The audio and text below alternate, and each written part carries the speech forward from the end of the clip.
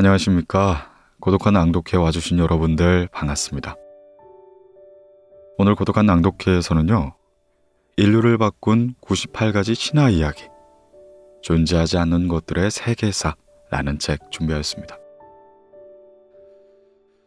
고대인들이 불주의에서 둘러앉아 나누던 이야기들이 오랜 세월 전승되면서 신화로 탄생하게 됩니다. 구전되어 온 신화에서는 문자가 발명되며 기록되기 시작하였고, 연극이나 시, 소설이나 음악, 미술 등 새로운 방식으로 활용되기 시작했죠. 고대 수메르 신화를 비롯하여 이집트 신화, 인도 신화, 그리스 로마 신화, 북유럽 신화, 중국 신화와 단군 신화 이르기까지 신화는 인간의 문화에 엄청난 영향을 끼치게 됩니다. 이처럼 신화는 인간의 역사 속에선 빠질 수 없는 문명의 큰 뼈대를 이루는 중요한 요소가 됐는데요. 오늘은 이 존재하지 않는 것들의 창조적인 여정을 한번 따라가 보려고 합니다. 매혹적이고 신비한 신화의 주인공들을 만나보시면서 많은 영감을 받는 시간이 되었으면 좋겠네요. 네, 그럼 존재하지 않는 것들의 세계사, 오늘 고독한 낭독회에서 잠시 만나보시죠.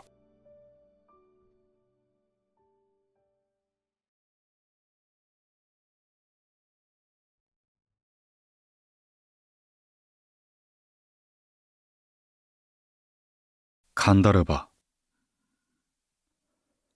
인도 요정 간다르바는 전설 속 월카사 바다에서 살았다. 반인 반조로 하늘을 자유롭게 날아다니고 여러 모습으로 변신할 수도 있다. 술과 고기를 먹지 않으며 향만을 먹고 살기 때문에 몸에선 향기가 났다. 간다르바는 남성임에 정계의 무이 아프사라스와 연애하고 결혼을 했다. 성격은 매우 쾌활하고 자유분방하지만 애정관계에서만큼은 유독 질투가 많았다. 간다르바가 하는 일은 매우 다양했다. 그는 음악의 신 긴다라와 함께 제석천을 모셨고 청계의 악사로서 신을 위해 곡을 연주했다. 또한 별자리를 관리했고 태양신의 마차를 몰았으며 마신 자에게 영원한 생명을 부여하는 신들의 음료, 소마를 지켰다. 간다르바는 결혼과 출산, 아이의 수호신이기도 했다. 그는 결혼식에서 신부를 지켰고 출산 때는 악마로부터 산모와 아이를 보호해 주었다. 하지만 가끔 사람에게 장난치는 경우도 있었다. 후세는 천룡 8부 중 하나로서 불법의 수호자가 되었다. 천룡 8부, 불법을 지키는 신의 병사들을 거느리는 장수. 천, 용, 야차, 건달바, 아수라, 가루라, 긴나라, 마우가라의 8신을 말한다. 한편 페르시아 신화에서는 한꺼번에 12명의 사람을 잡아먹는 무시무시한 괴물로 등장한다. 불전에서는 건달바로 음역되는데 우리나라의 건달이란 단어도 이 말에서 나온 것으로 추측된다.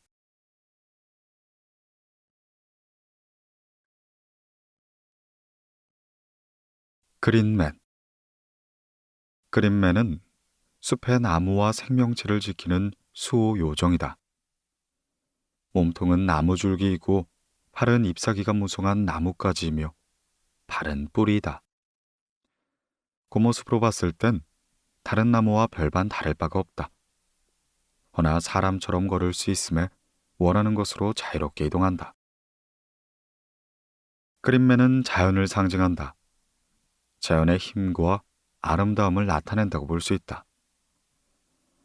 그린맨은 숲과 자연을 지키는 파수꾼으로 사람들이 눈치채지 못하게 숲을 살피며 돌아다닌다. 이에 숲을 파괴하는 침입자를 발견하면 큰 나무가 잘리는 소리, 가지가 부러지는 소리, 나뭇잎이 바스락거리는 소리로 위협하여 숲에서 쫓아내곤 한다. 사람들은 숲의 신성함과 위험성을 알았기에 함부로 숲에 들어가지 않았다.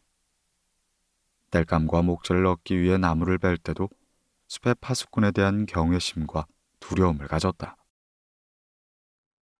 그린맨은 영화 반지의 제왕에서 악의 화신 사우론과 맞서 싸운 엔트와 같은 종족으로 여겨진다. 영국의 중세 고딕 양식의 교회와 성곽에서 그린맨의 모습을 발견할 수 있다. 또한 교회 안의 수많은 조각에는 그린맨의 머리가 새겨져 있다. 루마니아에서는 그린맨과 비슷한 숲의 정령이 있다. 숲의 할망구 또는 숲의 엄마라는 뜻의 이름을 가진 무마파 두리이다.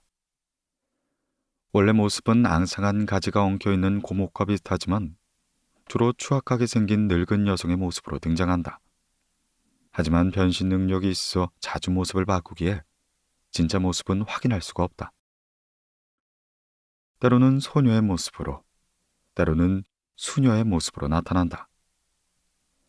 심지어 숲속에 사는 다양한 짐승과 새, 곤충으로 변신하기도 한다. 무마파도리는 원래 숲과 그곳을 터전으로 살아가는 생명체를 지키고 사람을 도와주는 착한 정령이었다. 허나 사람들이 숲을 파괴하고 생명체를 마구 해치면서 이내 성격이 난폭해졌다.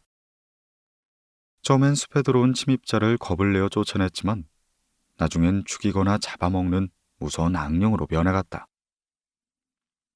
무마파두리는 사람의 발길이 닿지 않는 숲속 가장 깊은 곳에서 속이 텅 고목으로 집을 짓고 살아간다.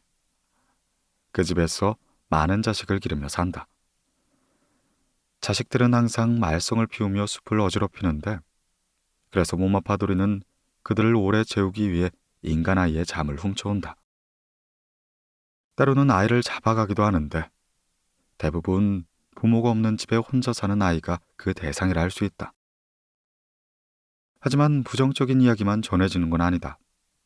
일부 지역에서는 숲에서 길을 잃은 아이를 집으로 돌아가도록 도와주었다는 이야기도 전해진다. 고대부터 지금까지 루마니아 사람들은 자신들을 숲의 형제라고 칭하며 숲에 대한 애정을 가지고 살아왔다. 그들에게 많은 혜택을 베풀어주는 숲은 항상 경외의 대상이었고 숲을 지키는 무마파도리는 신망의 대상이었다.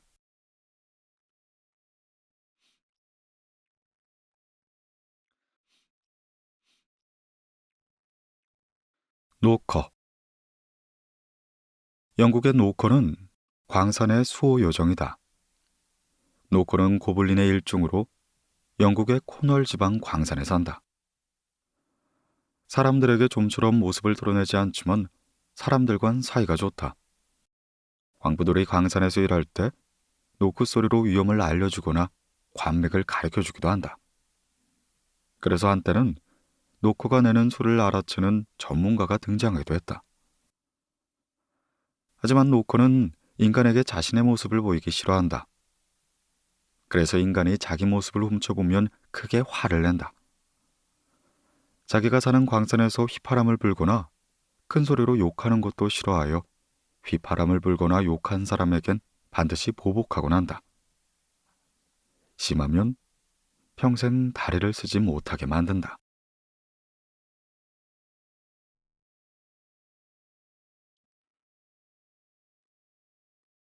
도모보이.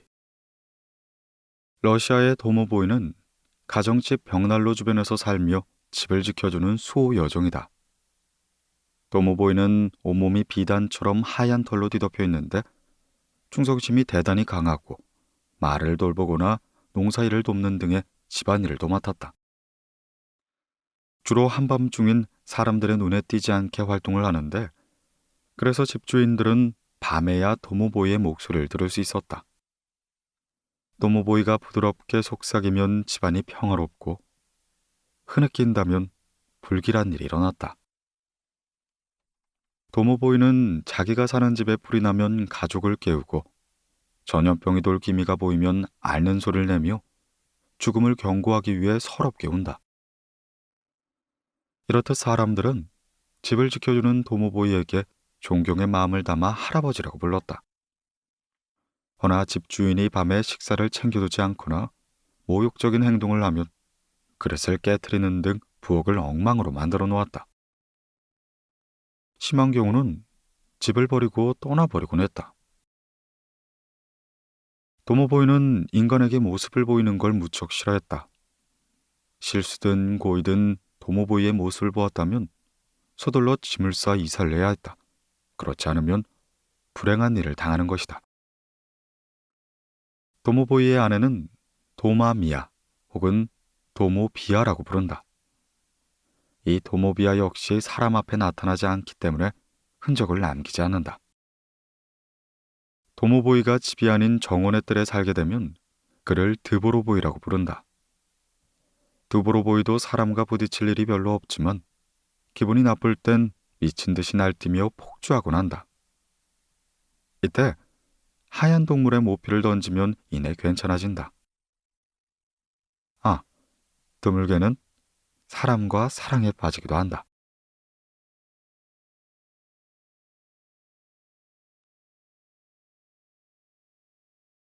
반니크. 러시아의 요정 반니크는 목욕탕과 사우나를 지키는 요정이다. 사람의 형태와 같으나 뜨거운 김 사이로 나타나기 때문에 확실한 모습은 알 수가 없다. 공용으로 사용하는 넓은 목욕탕에 세 무리의 사람들이 차례로 욕실을 사용하고 나서 마지막으로 들어가는 것이 이 반니크이다.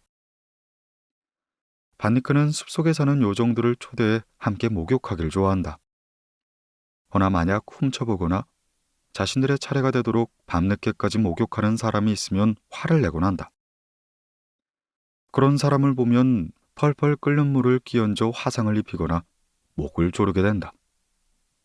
더욱더 심하게 화가 나면 자신을 지키던 목욕탕을 버리고 이내 떠나버리고 만다. 이런 반니크는 사람의 미래를 예언하는 능력이 있다. 미래를 알고 싶은 사람은 문을 열고 목욕탕 쪽으로 등을 돌린 뒤 참을성 있게 기다리면 된다. 반니크가 등에 손바닥을 살짝 대면 행복한 미래가 기다리지만 손톱으로 찌르거나 핥히게 되면 불행한 미래가 기다린다는 뜻이다.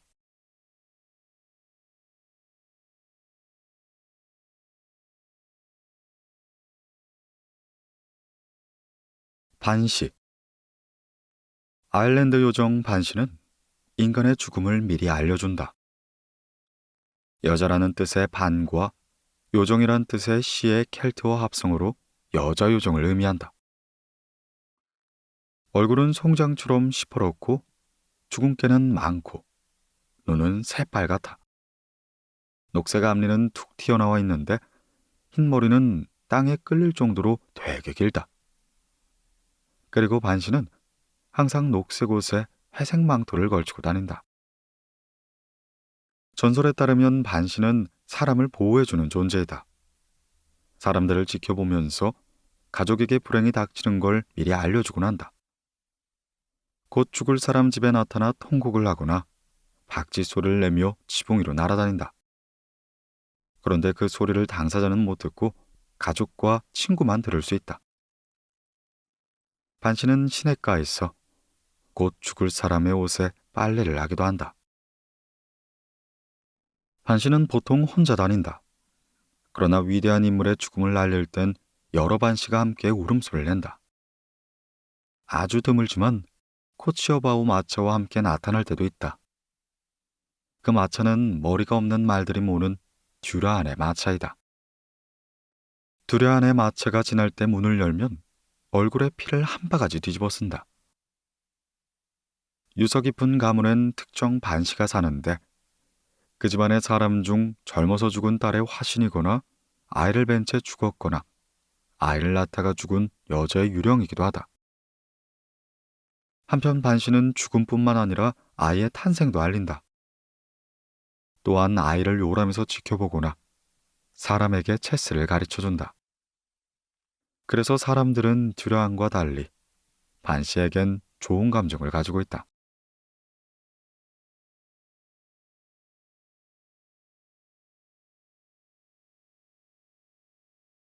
애플트리맨. 영국의 사과나무 요정 애플트리맨은 과수원의 가장 오래된 사과나무에 산다. 이 요정은 자신이 거주하는 과수원에 침입자가 나타나면 마법으로 즉시 쫓아내곤 한다. 애플트리맨은 한 나무에 오래 살기 때문에 과수원의 모든 일을 자기 손바닥 보듯 훤히 알고 있다. 또한 동물의 말을 알아듣는 능력도 있다. 애플트리맨은 착한 사람이 어려움을 당하면 그냥 넘기지 못하고 도와주는 착한 요정이다. 그러나 사람 앞엔 나타나지 않으며 목소리만을 들려준다. 옛날에 어떤 착하고 성실한 농부에게 황금이 숨겨진 곳을 알려줘 부자로 만들어줬다는 얘기가 있다. 한국에도 옛날엔 마을 입구에 회화나무를 심어 동네 수호목으로 삼는 풍습이 있었다. 이 수호목이 잡기를 막아주며 마을을 보호한다고 믿은 것이다. 지금도 고궁에서 볼 수 있는 웅장한 나무는 대부분 회화나무이다. 이렇듯 애플트리맨은 한국의 수호목과 비슷한 존재이다.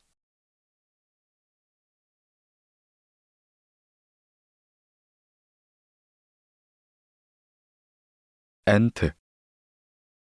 영국의 요정 엔트는 숲에 살며 나무를 돌보는 숲의 수호신이다. 영화 반지의 제왕에서 나무의 모습에 거인종족으로 등장한다. 영화에서는 정의 편에 서서 악의 화신 사우론과 맞서 싸운다. 엔트는 사람처럼 숲속을 걸어다니면서 나무의 일을 가르치고 나쁜 나무를 잠재운다. 또한 나무꾼이 나무를 베지 못하도록 숲을 지키는 역할을 한다. 엔트는 나무에 해를 입히지 않으면 사람들을 해치지 않는다. 사람의 말도 할 수 있어서 사람과 대화 또한 가능하다. 엔트의 수명은 길어서 6,000년을 살며 가족을 이루기도 한다. 엔트의 아내를 엔트와이프, 아이를 엔팅이라 부른다. 사촌으로는 애플트리맨과 그린맨이 있다. 늙은 엔트는 점점 잠이 많아지고 나중엔 정말 나무처럼 되어버린다. 나무로 변한 엔트를 포른이라 한다.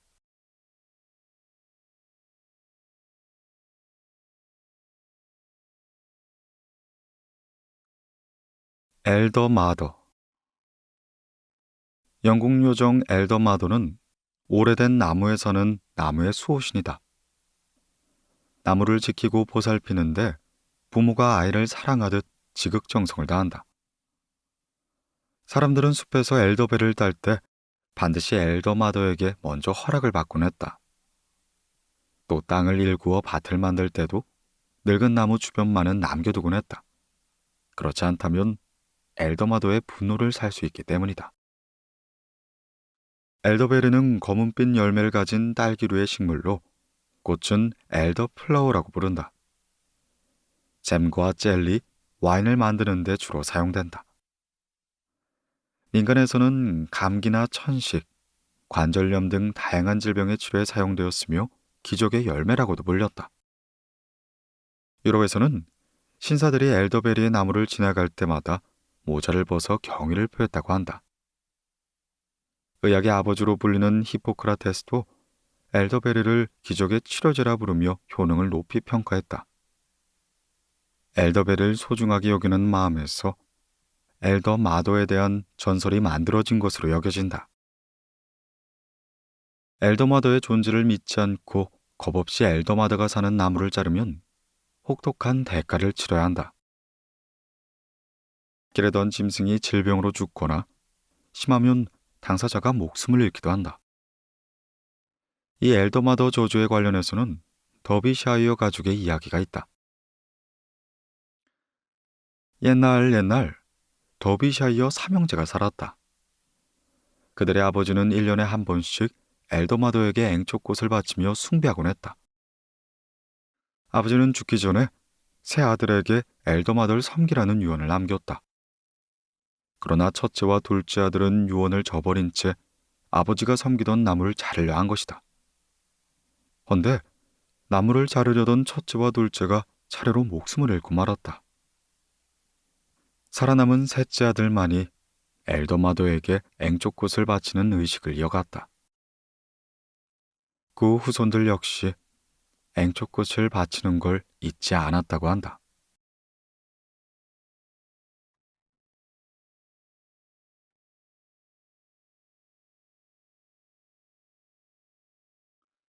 간 코너. 아일랜드 요정 강코너의 이름은 사랑을 말하는 자란 뜻이다. 원래는 노인의 모습인데 항상 젊고 잘생긴 청년으로 변신해 사람 앞에 나타난다.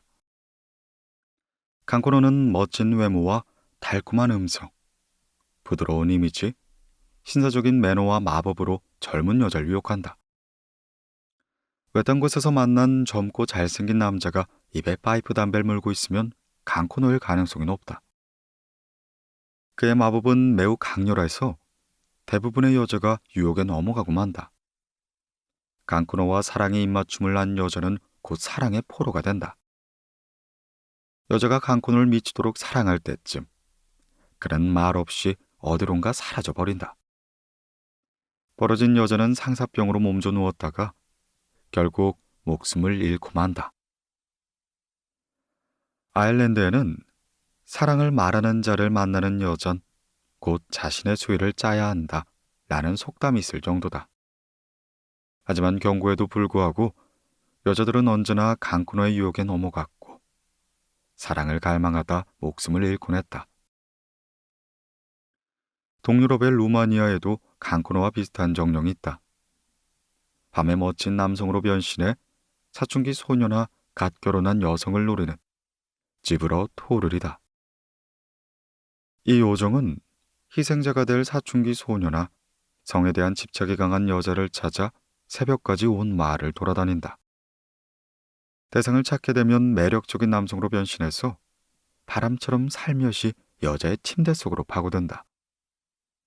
그리고 여성과 밤새도록 사랑을 나눈 뒤에 새벽을 날리는 닭의 울음소리가 들리면 요히 사라지고 만다. 주브로 토를과 사랑을 나눈 여성은 지독한 사랑의 열병을 난다. 이 열병을 리파투러라고 부르는데 막연한 희열과 애매한 고통을 동시에 느끼는 증세를 보인다. 그의 침입을 막으려면 집안의 문과 창문, 굴뚝의 모든 틈새에 마늘을 바르고 칼을 꽂아 놓거나 주술적 효능 있는 약초를 가방에 담아 매달아 놓으면 된다.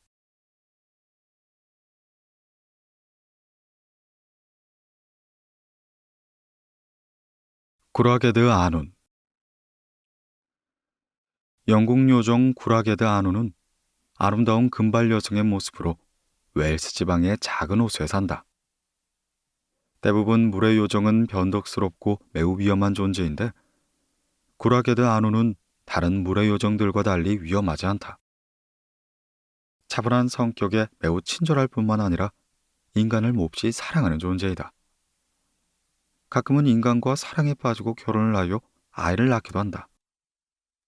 허나 이 요정과 결혼하려면 먼저 수수께끼의 시험을 거쳐야 한다. 그리고 시험에 통과한 후에는 한 가지 맹세를 해야 하는데 결혼한 후에 절대 아내를 때리지 않겠다는 맹세이다. 만약 남편이 그 약속을 어기고 3번 아내를 때리면 요정은 영영 인간 세계를 떠나야만 한다. 구라게드 아누는 사람의 삶에 남다른 통찰력을 지니고 있어 세례와 결혼, 장례식 때 보통 사람이 느끼는 감정과 반대의 감정을 느낀다. 그리고 자신의 감정을 표현할 때는 남들의 비난을 전혀 두려워하지 않는다. 웰스에 사는 한 농부는 구라게드 아눈을 사랑하게 되었다. 농부는 요정과 결혼하기 위해 그녀의 아버지가 내는 수수께끼를 통과해야만 했다. 요정은 쌍둥이였는데 자매가 마치 똑같은 틀로 만든 빵처럼 모습이 똑같았다. 문제가 바로 쌍둥이 자매 중에 자신의 결혼 상대를 찾아내는 것이었다. 농부는 겨우 배우자를 알아맞혔고 결국 결혼을 승낙받게 된다. 농부는 구라게드 아눈을 아내로 맞이하면서 그녀의 아버지와 한 가지 약속을 했다. 무슨 일이 있어도 아내를 때리지 않겠다는 맹세였다. 그렇게 그들 결혼 생활은 매우 행복했고 아이도 셋이나 태어났다. 그러던 어느 날 아내에게 이상한 버릇을 발견했다. 때로 보이지 않는 존재와 이야기를 나누기도 했고 인간과 다른 감정을 표현하여 농부를 당황하게 했다. 축복받은 자리인 아이의 세례식에선 슬픈 표정으로 눈물을 흘리고 장례식에 조문을 가서는 즐거운 표정으로 웃었고 결혼식장에 참석해서는 혼자 눈물을 흘리는 것이었다. 그때마다 농부는 부끄러움에 발로 가볍게 아내의 몸을 치곤 했다. 그리고 농부가 세 번째로 때렸을 때 아내는 홀연 그의 곁을 떠나고야 만다. 그 후 농부는 후회했지만 두 번 다시 아내를 만날 수가 없었다.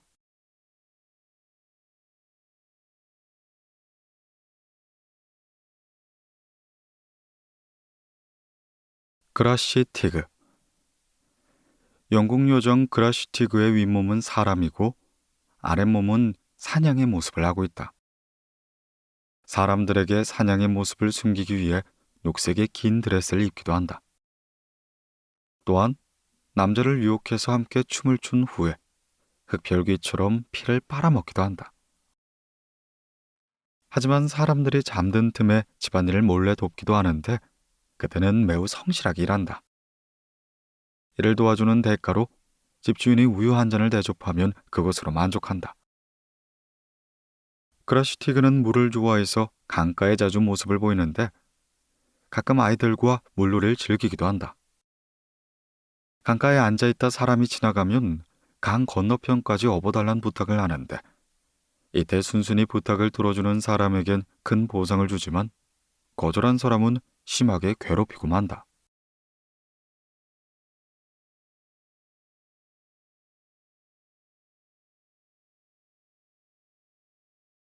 닉스. 독일의 닉스는 물의 요정이다. 여자는 닉시라고 부른다. 이빨은 녹색이고 손가락과 발가락 사이에 물갈퀴가 있다는 점 말고는 인간과 구분하기 어렵다. 닉스는 인간의 말을 잘하고 머리 또한 좋다. 그들은 호수와 강의 밑바닥에 자신들만의 왕국을 세우고 살아간다. 닉시는 금발의 곱슬머리를 가진 아름다운 소녀의 모습을 하고 있다. 화창한 여름날 물가에 앉아 머리를 빗으며 노래를 하는 모습이 종종 사람들에게 목격된다. 그녀의 목소리는 매우 아름다워서 세이렌과 비교될 정도이다. 그 목소리와 아름다움에 취한 사람은 물속으로 끌려가 목숨을 잃고 만다. 닉스는 포세이돈과 네레이드, 세이렌, 이너, 셀키, 핀족의 혈통을 이어받았다. 마법으로 인간을 물고기로 변신시키고 말을 통째로 이동시킬 수 있다. 닉스는 젊은 처녀를 납치하여 아내로 삼기도 한다. 인간과의 사이에서 태어난 아이는 딸이든 아들이든 가리지 않고 무조건 먹어치운다. 닉스는 자기들의 생활을 지키거나 장난을 치려고 사람을 물에 빠뜨리고 공격하게 한다. 그리고 물에 빠져 죽은 사람의 영혼을 모으는데 닉스의 집에는 사람의 영혼을 가둔 항아리가 있다. 다음은 독일에서 내려오는 닉스의 이야기다. 어느 옛날 닉스는 평소 친분이 있었던 농부를 자신의 물속 궁전으로 초대했다. 농부는 처음 본 보석 궁전의 아름다움을 보고 이내 넋을 잃었다. 궁전을 둘러보며 감탄사를 연발했고 기분이 좋아진 닉스는 비밀의 방으로 농부를 안내했다. 그리고 영혼들을 가둬놓은 항아리를 보여주었다. 집으로 돌아온 농부는 항아리 속에 있는 영혼들 생각으로 밤새 잠을 이루지 못했다. 그리고 다음날 닉스의 궁전으로 몰래 들어가서는 영혼을 가둬둔 항아리의 뚜껑을 이내 열고야 만다. 그 순간 수많은 영혼이 항아리에서 빠져나왔다. 물속에 닉스의 궁전이 있다는 전승은 스위스에서도 찾아볼 수가 있다. 독일에서는 닉스가 남성 요정, 닉시를 여성 요정으로 구분하지만 스위스에선 닉스는 성에 구분이 없다. 스위스의 사람들은 루체른 부근 산 꼭대기에 있는 추근호에 한때 닉스들의 왕국이 있다고 믿었다. 호수의 수면 아래는 깊이 자리 잡은 유리 궁전이 있었고 엘프의 왕이 그 왕국을 다스렸다고 한다. 밤이 되면 엘프의 왕의 아이들이 호수 근처 마을로 내려와 청년들과 어울리곤 했다. 이야기에 따르면 한 닉스는 마을 청년과 깊은 사랑에 빠졌다. 닉스는 밤이면 연인을 만나 사랑을 나누고 새벽이 되면 호수 속 궁전으로 돌아갈만 했다. 모든 물의 요정이 그렇듯 닉스 또한 땅에서 무한정 머물거나 영원히 살 수 없기 때문이었다. 닉스는 인간을 설득해 물속 자기 집으로 데려갔다. 그리고 마법을 이용하여 연인이 물속에서 생활할 수 있도록 해주었다. 하지만 연인은 연인의 고향을 그리워하는 마음만은 마법으로 바꿀 수가 없었다. 시간이 지날수록 향수병은 깊어졌고 그의 몸도 차츰 수척해졌다. 고민하던 닉스는 매일 땅거미가 지고 밤이 찾아오면 연인이 살던 마을에 마법을 걸어 호수 밑으로 가져왔다. 그리고 새벽이 되면 마법이 풀리고 말은 원래대로 돌아갔다고 전해진다.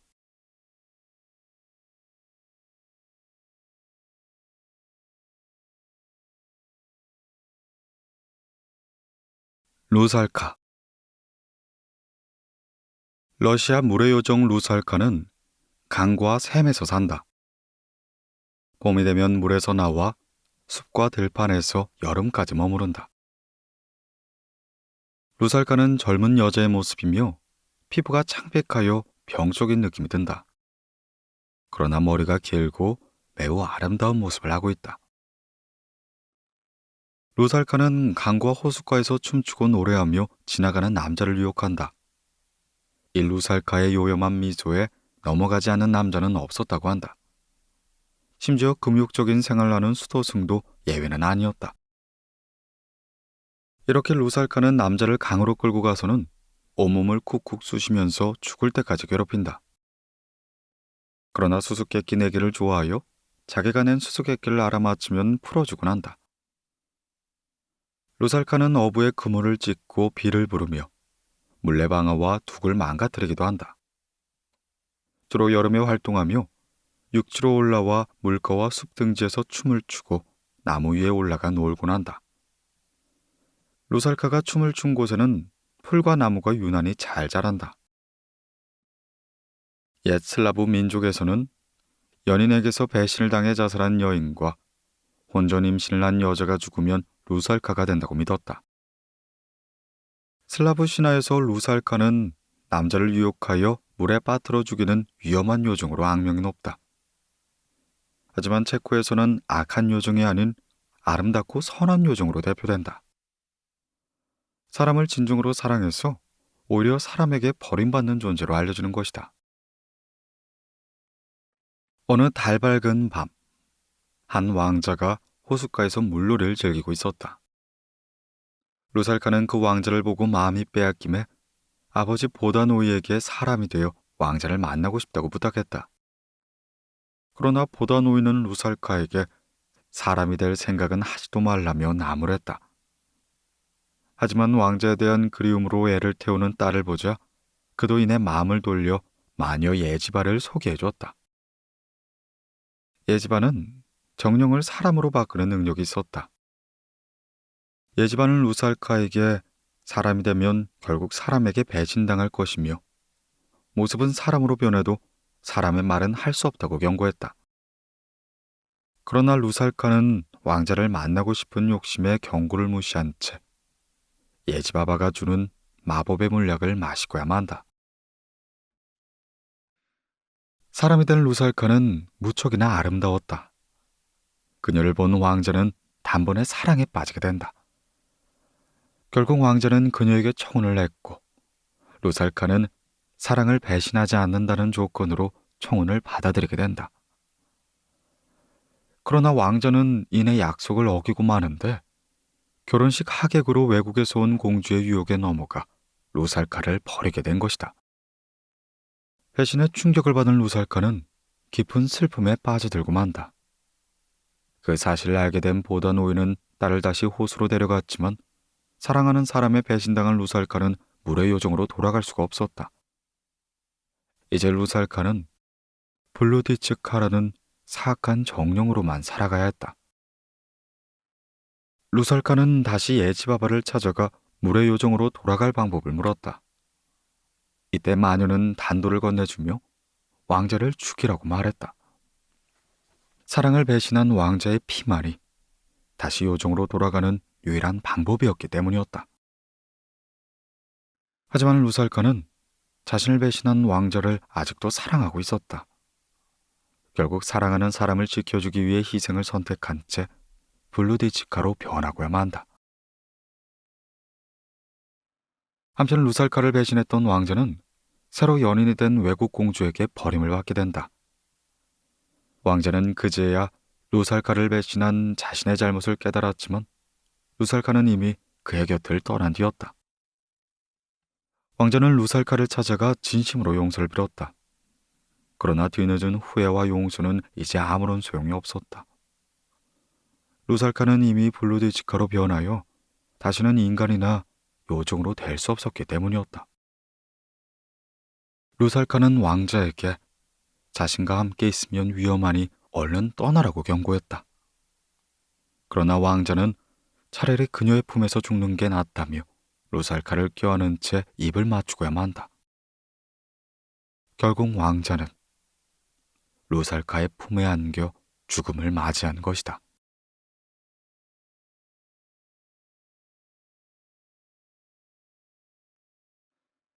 루마니아에서도 루살카와 비슷한 루살리라는 정령이 있다. 자살이나 결혼 전에 사고로 죽은 여자나 혼전 임신을 했다가 죽은 여자가 루살리가 된다고 한다. 이들은 여름밤에 숲속에서 동그란 원을 그리고 둘러서 서로의 춤솜씨를 자랑한다. 루살리들이 춤을 추고 지나간 자리에는 풀들이 마치 불에 탄 듯 말라 죽게 된다. 그러나 시간이 지나면 그 자리에 화려한 꽃들이 피어나는데 소와 양은 그 풀을 절대 먹지 않는다고 한다. 만약 사람이 실수라도 루살리들이 춤추던 자리를 밟게 되면 이내 심한 중병을 앓게 된다. 이 병을 루아드 데 루살리라고 부른다. 병을 치료하려면 컬루샤리 놀이를 해야 한다. 컬루샤리란 보통 11명의 사람들이 모여 특별한 민족 의상과 복장을 갖추고 주술적인 성격의 춤을 추는 재래식의 일종이다. 러시아 시인이자 작가인 푸시킨은 루살카 이야기를 문학작품으로 남겼고 체코의 민족음악가인 드보로작은 오페라로 각색하기도 했다. 이 오페라는 그의 작품 중 가장 뛰어난 평가를 받게 된다.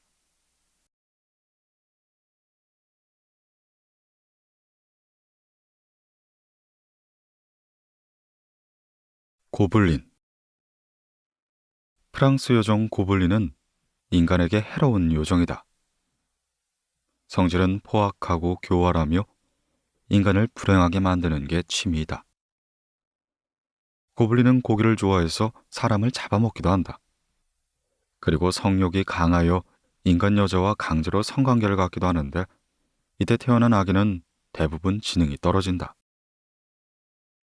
고블린의 수명은 30년으로 다른 요정들에 비하면 매우 짧다고 할 수 있다. 키는 1m쯤 되고 짐승과 같은 얼굴, 돼지의 눈, 납작한 코, 날카로운 이빨을 가진 추악한 모습이다. 손가락은 유난히 길며 손톱은 매우 날카롭고 머리카락은 제멋대로 뒤엉켜 있으며 얼룩진 피부에선 썩은 내가 난다. 햇볕을 싫어해서 어두컴컴한 동굴에 숨어 사는데 사람들이 사는 마을에 숨어들어 마음에 드는 집에 거처를 마련하는 경우도 있다. 특히 마을에서 홀로 따로 떨어진 낡고 오래된 집을 좋아한다. 고블린은 한 곳에 정착하지 않고 자주 거처를 옮겨 다니는데 이유는 새로운 장난거리를 계속 찾아다니기 때문이다. 고블린은 사람이 모두 잠든 깊은 밤에 활동하며 짓궂은 장난을 즐긴다. 사람의 귓속으로 들어가 악몽을 꾸게 하거나 지나가는 사람의 발을 걸어 넘어뜨리곤 한다.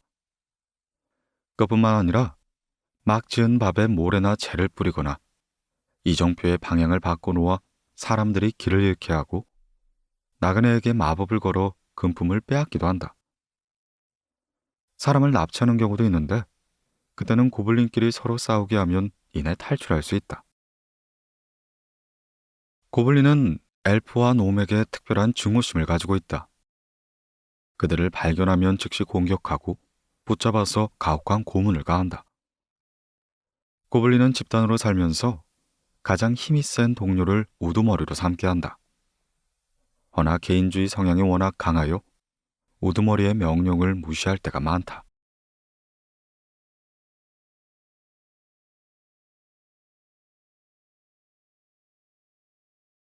덴구.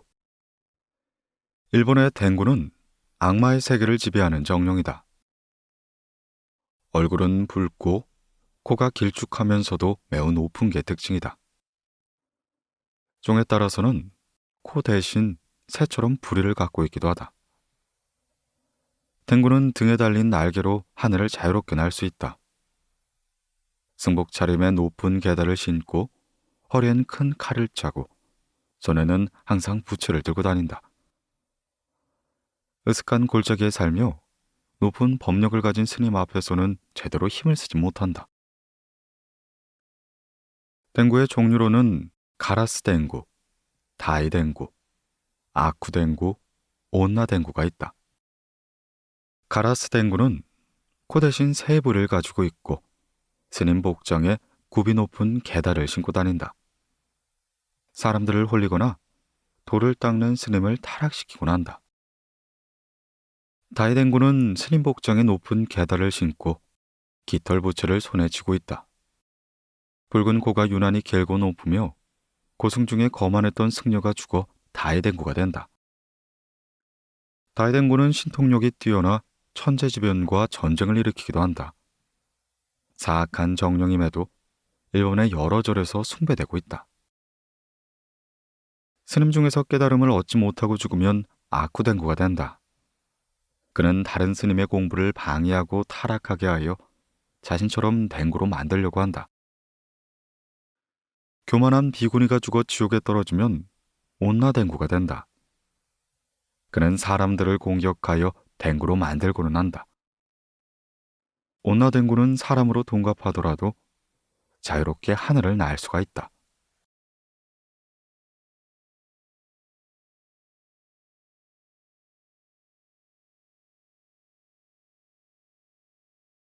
듀라한. 영국과 아일랜드의 듀라한은 불길한 요정이다. 목 위에 머리가 없고 머리를 옆구리에 끼고 다닌다. 기사 복장을 하고 있으며 코치어 바우어라는 목이 없는 두 마리의 말을 끄는 검은 마차를 타고 다닌다. 마을에 누군가가 죽음을 앞두면 미리 알고는 그 사람 집 앞에 나타난다. 듀라한이 마을에 나타나면 마을 사람들은 모두 집 안으로 들어가 문을 걸어 잠그고 자신의 집을 지나치게 기도한다.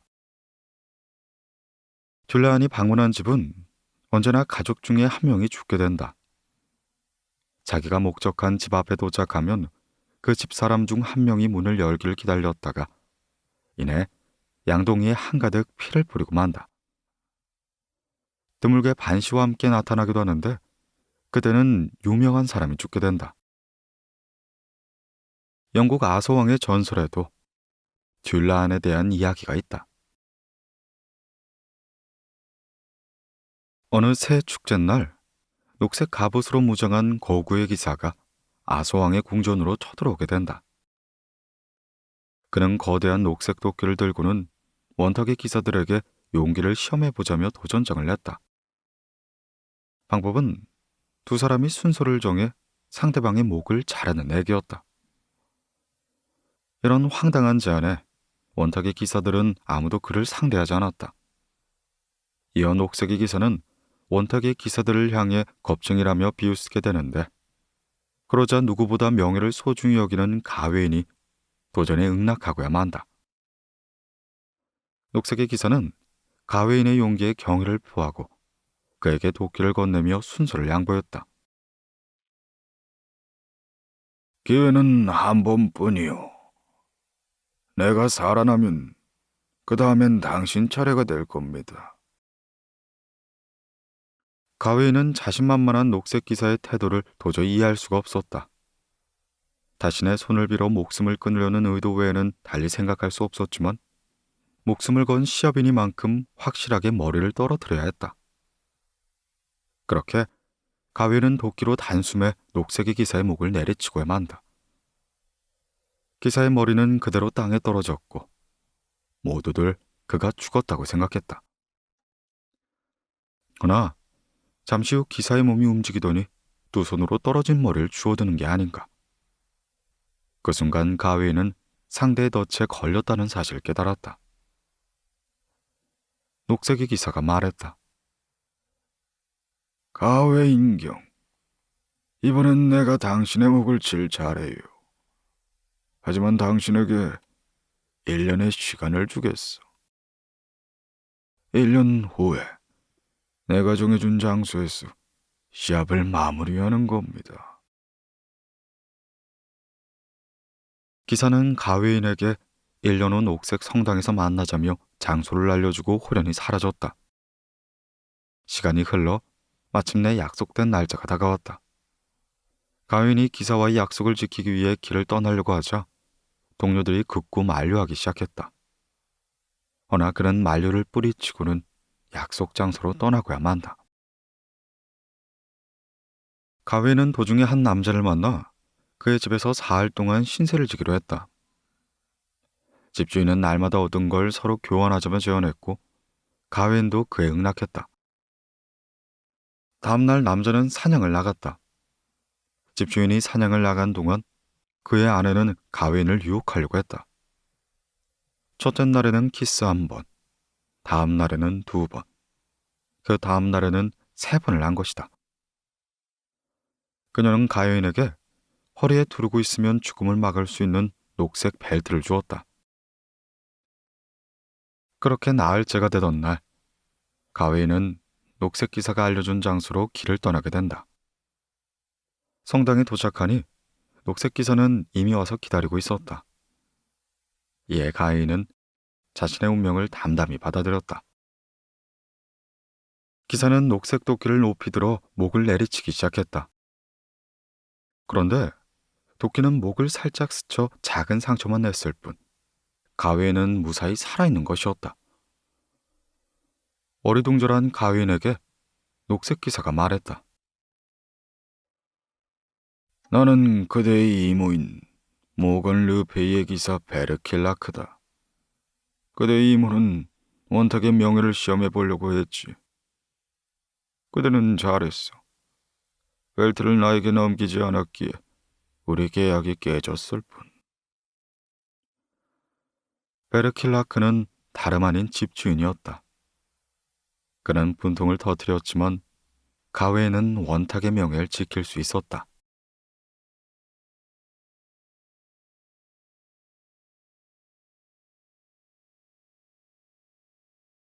트롤.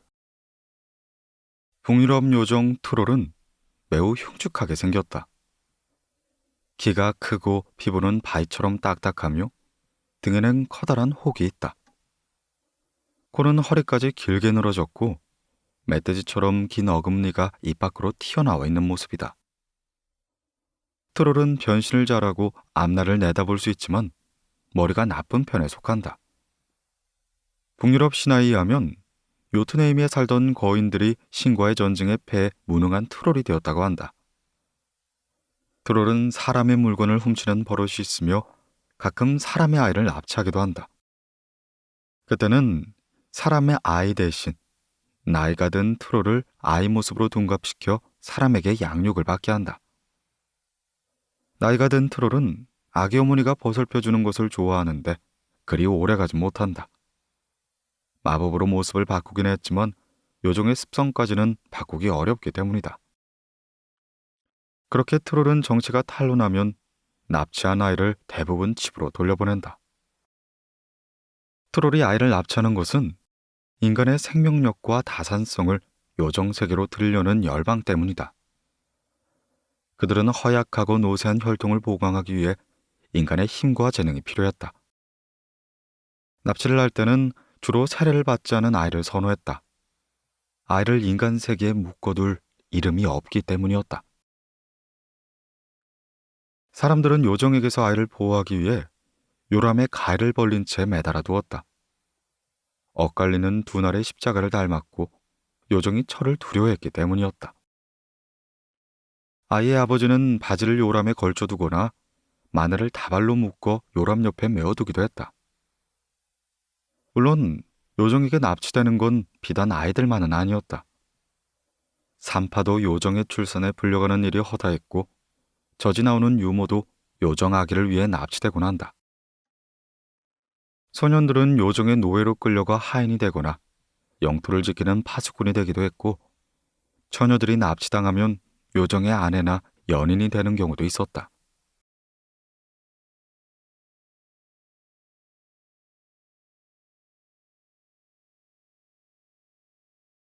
도깨비. 한국의 도깨비는 동굴과 오래된 우물, 절간, 흉가 등에서 무리를 지어 산다. 도깨비의 종류는 매우 다양한데 생김새에 따라 등불 도깨비, 멍석 도깨비, 강아지 도깨비, 장수 도깨비, 달걀 도깨비, 보자기 도깨비, 차일 도깨비와 바가지 도깨비, 조리 도깨비 등이 있다. 내려오는 도깨비 이야기에 따르면 주로 사람들이 쓰다가 버린 헌 빗자루와 집신, 부직갱이, 삽 같은 물건에 영혼이 깃들어 도깨비가 된다고 한다. 도깨비의 몸은 주로 푸른색이나 흰색 또는 누런색을 띈다. 도깨비 생김새에 대해선 논란이 있지만 고대의 기아와 장생 등에서 그 모습을 엿볼 수가 있다. 툭 붉어져 나온 왕방울 같은 눈이 달려있고 머리엔 두 개의 뿔이 있으며 크게 벌린 입에는 날카로운 이빨이 촘촘하게 나있다. 도깨비는 짓궂은 장난이 취미이지만 꾀가 없고 미련하여 오히려 인간에게 속는 경우도 많다. 인간에게 큰 해를 주진 않지만 은혜는 은혜로, 원수는 원수로 갚는다.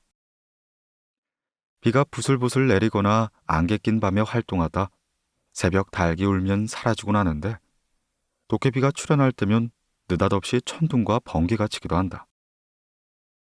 도깨비는 어린이나 노인, 총각, 거인 등 다양한 인간의 모습으로 나타나기도 하는데 그 모습은 대부분이 남성이다. 도깨비는 도토리 묵과 술, 예쁜 여자를 좋아하고 노래와 춤을 즐긴다. 말의 머리와 팥죽 등은 싫어한다. 특히 길 가는 나그네를 붙잡고 씨름하는 걸 유난히 좋아하는데 시합에서 인간에게 절대로 지는 법이 없다. 도깨비의 방망이와 감토엔 신비한 능력이 있다. 도깨비 방망이론 무엇이든 원하는 걸 만들 수가 있고 감토를 쓰면 모습을 감출 수가 있다. 그리고 도깨비는 하룻밤에 왕복 55km를 간다고 한다.